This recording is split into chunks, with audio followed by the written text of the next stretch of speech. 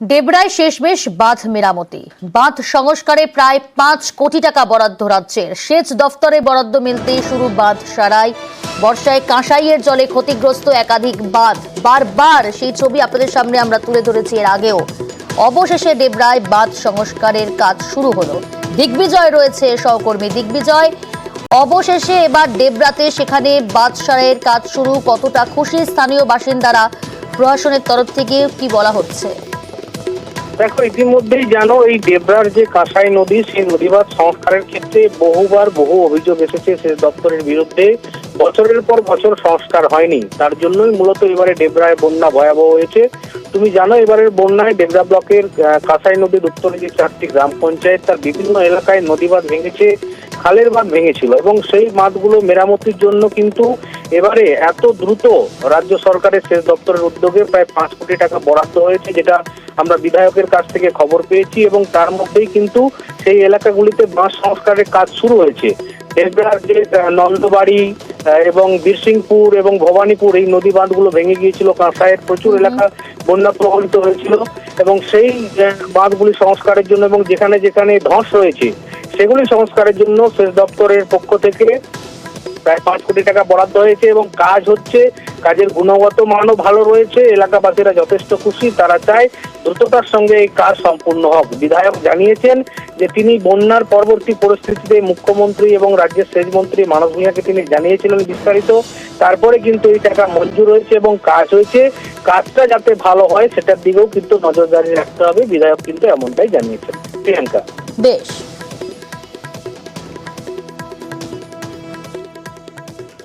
বাঁধের কাজ ভালোই হচ্ছে, বাঁধ বাঁধার জন্য এতে খুশি আমরা। তাড়াতাড়ি যাতে চাষ করতে পারি সেটা আমরা খুশি। এটা ভানাটা বাঁধা কমপ্লিট হয়ে গেছে, বাকি কাজটা রয়ে গেছে একটু। 4টে জায়গাতে নদী বাঁধ ভেঙে গেছিল, প্রায় 5টা অঞ্চল ব্যাপকভাবে ক্ষতিগ্রস্ত হয়, মানুষ প্রচুর অসুবিধার মধ্যে পড়ে। প্রায় 5 কোটি টাকা স্যাংশন হয়েছে এবং তার কাজ চলছে। আমি চাইছি যে কাজগুলো আরো একটু দ্রুত গতিতে হোক। মানুষের সঙ্গে কথাও বলেছি, তারা খুশি আছে, কিন্তু এখন রিপেয়ারটা ভালো মতো করে হচ্ছে। আর 4 বছরেও শেষ হয়নি জলের প্রকল্প। মেটেলির গ্রামে আজও জলের কষ্ট।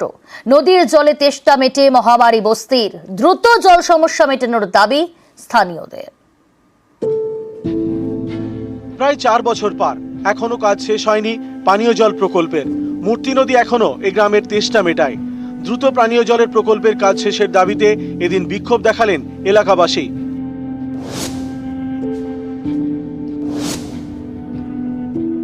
আমরা অনেক দিন থেকে এখানে পিএইচে জল হবে হবে হবে বলে বলা হচ্ছে, কিন্তু পিএইচে ট্যাঙ্কিও হচ্ছে নাকি।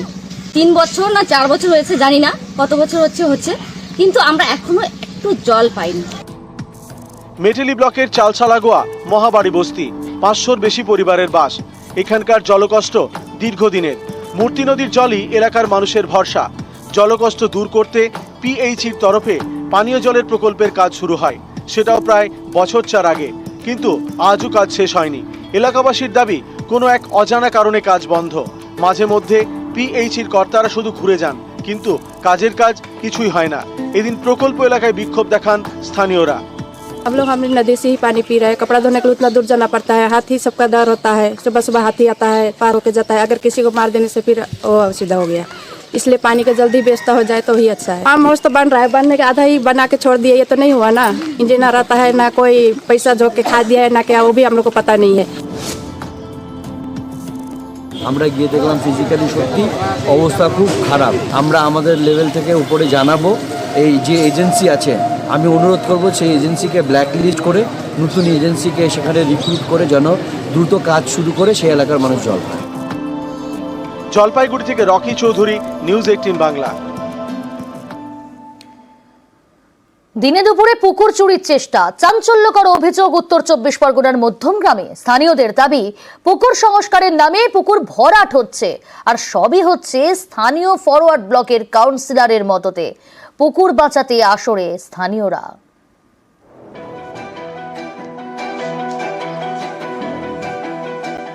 পুকুরের পাড়ে ফেলা হয়েছে রাবিশ, কোথাও আবার জমে রয়েছে আবর্জনা। অভিযোগ, এভাবেই পুকুর ভরাট হচ্ছে উত্তর 24 পরগনার মধ্যমগ্রামে। মধ্যমগ্রামের চণ্ডীনগর। এখানে 12 কাঠারও বেশি জায়গা নিয়ে পুকুর, দেখে মনে হবে পরিত্যক্ত ডোবা। স্থানীয়দের দাবি একসময় এখানে অনেকে স্নান করতেন, সেটাই এখন নোংরা। অভিযোগ ভরাট করার উদ্দেশ্যেই পুকুর সংস্কার হয়নি। বছর দেড়েক আগে থেকে তো পার বাঁধানোর নাম শুনেছি, পার বাঁধানো করছে।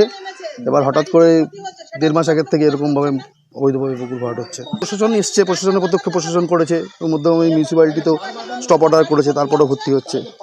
কী করে সেটা সম্ভব? আমরা আগের অবস্থায় ফিরে পেতে চাইছি পুকুরটা। স্থানীয়দের দাবি বছর দেড়েক আগেও এই পুকুর ভরাটের চেষ্টা চলে, তখন পুরসভার উদ্যোগে তা বন্ধ হয়, কিন্তু মাস তিনেক আগে ফের পুকুর ভরাটের কাজ শুরু হয়েছে।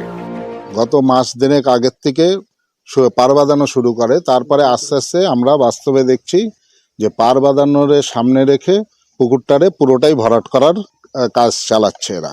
এখন পর্যন্ত আমরা কাউন্সিলরে এই স্পটে কোনোদিন আসতে দেখিনি।